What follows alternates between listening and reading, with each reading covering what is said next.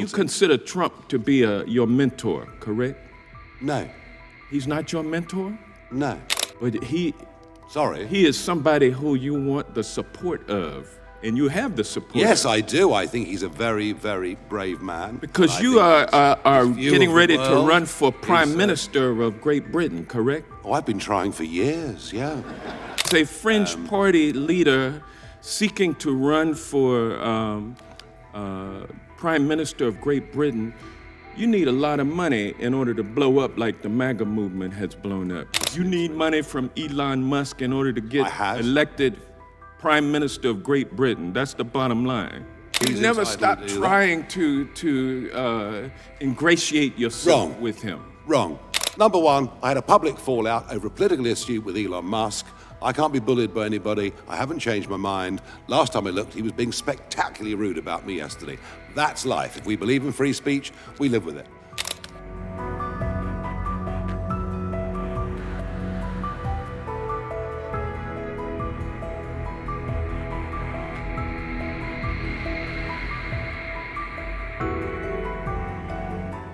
Gentleman from Georgia is recognized. Thank you, Mr. Chairman. Mr. Farage, welcome to the United States of America. This isn't your first time here, correct? Correct. You were here in 2024 in Milwaukee, weren't you? I've been coming here since 1982 on a very regular basis. I work for American companies for What many, purpose many were years. you coming to Milwaukee for?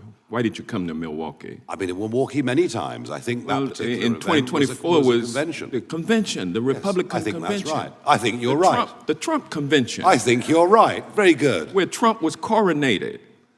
Well, he won, didn't he? I mean, yes, he had already won. Happens, we already knew who had won. It's called political and it was parties. his coronation, and you attended, and you also attended Trump rallies, correct? I've attended lots of Trump rallies. Make America Great Again rallies, yes. many of them. And you upbeat, publicly, optimistic, happy, you wonderful, joyous you events. publicly yes. endorsed his... I've thoroughly enjoyed them. I've even spoken to the You endorsed him for president, and you attended his election night watch party. I did. And you consider Trump to be your mentor, correct? No. He's not your mentor? No. But he is somebody who you want the support of. And you have the support. Yes, I do. I think he's a very, very brave man. Because you are getting ready to run for Prime Minister of Great Britain, correct? Oh, I've been trying for years, yeah. And as it stands right now, you head up a party. How many seats in the Parliament are there?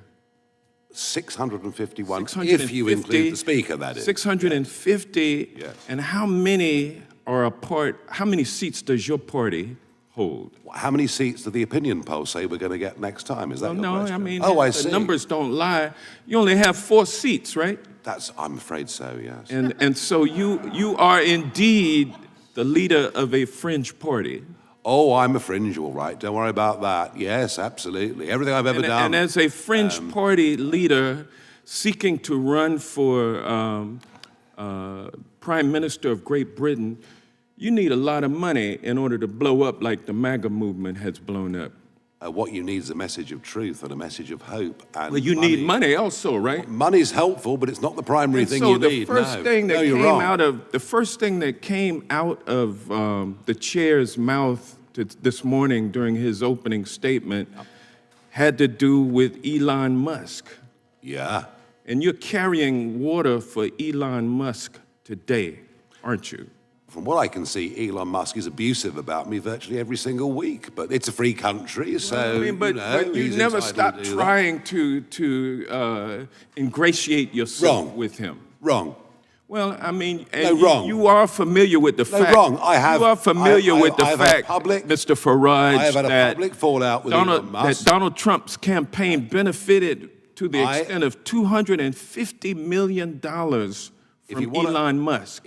Well, I mean, how much? You are familiar with that, correct? How much did Mr. Zuckerberg give to the Democrats? I mean, this is what happens, and people are. Well, he didn't give any money on Musk. Let me be clear. To the Democrats. He was sitting behind Trump with the rest of the tech bros, and you are here today to impress all of those tech bros, including Elon Musk. Isn't that correct?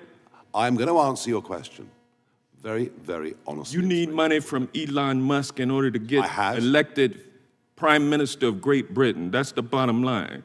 Isn't that correct? We consider all day, as long as the chairman allows us. I don't mind.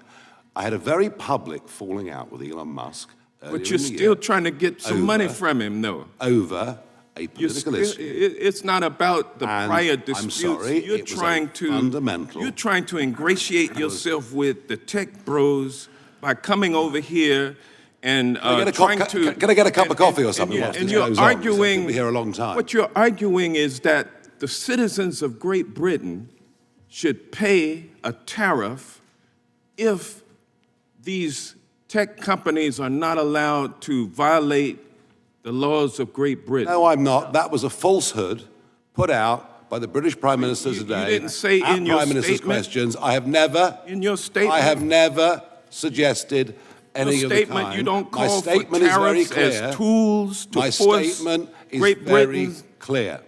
My statement is very. You are not It calling might surprise for. you. You are not Mr. calling Johnson. for It might surprise you to know tariffs and trade that sanctions.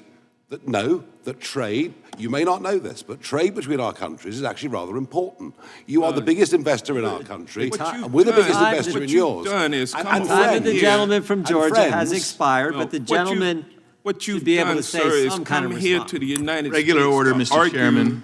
The that time- your He's been citizens rude, should he's been pay a disgusting, tariff. he's been hilarious. Hang on. No. The gentleman's time has expired.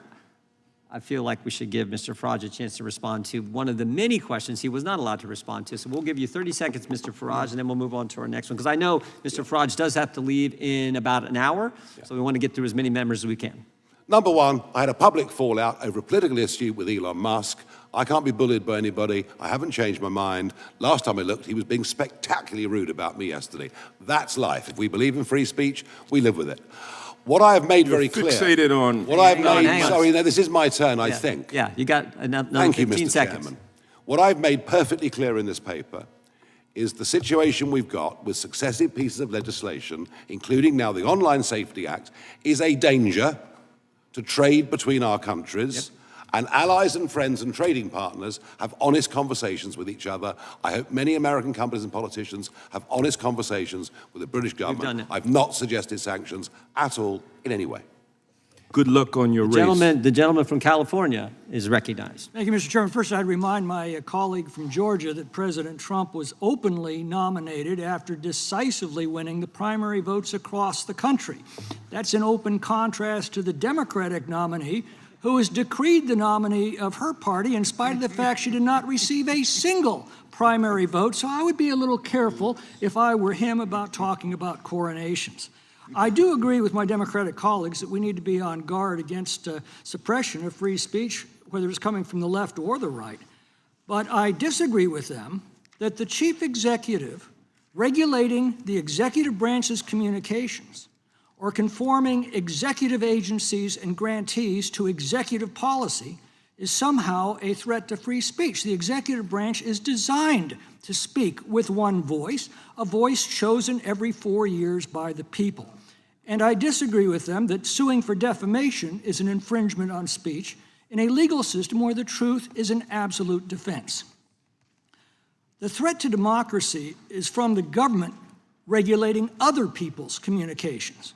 Now, we're now discovering that the Biden administration used the FBI to pressure tech companies to censor the communications of the American people over a free discussion of everything from COVID policy and origins, the Russian collusion hoax, Biden family influence peddling, climate change. I myself was the victim of this censorship when I warned of the damage that the COVID lockdowns were causing. Now, democracy assumes that the best way to separate truth from lies, or wisdom from folly, or good from evil, or love from hate, is to place the two of them side by side and then trust the common sense and good judgment of the people to know the difference. But this assumes that the people have full and unfettered freedom to express themselves and to challenge the claims and opinions of each other. Now, some of our colleagues seem to be suggesting that we should transfer that prerogative from the people to the government. That's the very definition of authoritarianism. Mr. Farage, what are your thoughts? Yeah, I agree with that. I think we are as citizens. We should be free to make our minds up, to express our opinions, to a large extent to make our own mistakes, provided, and we all know there's a limit to free speech. You know, the professor talked about incitement earlier, and of course, you know, we would be absolutely joined together on that. We don't want incitement, we don't accept incitement, and if people put out something irrational or insightful, but very quickly put their hands up and apologize and learn their lesson, that's kind of how the world is. I do not want government to be the arbiter of what I should think. We have a word for that. It's demos kratis, rule by the people. So yes, democracy. I'm with you on that. I also agree with you that COVID, I touched on this earlier, it was during COVID when rational debate about many important issues, be it mask wearing, be it lockdowns, rational debate on these things was frankly stamped out, and this was supported by big social media companies, many, not GB News obviously, but many TV stations, etc.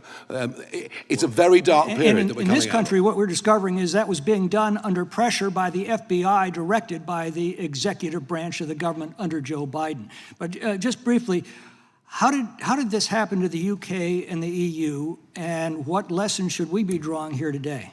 Well, we joined the EU half a century ago, or the EEC as it was then called. It was a huge mistake, in my opinion. We forgot about common law, the kind of law that you guys have always enjoyed too. We sort of gradually transferred to a European way of thinking. We incorporated a Human Rights Act, which kind of meant really that, you know, as opposed to being born free, under a human rights regime, the state gives you your rights, for which you're supposed to be incredibly grateful, but they can take them away whenever they like. So we lost our bearings. The UK lost its way. It became obsessed about doing things a European way, countries, frankly, that don't have that history of liberty, freedom, and democracy that we do.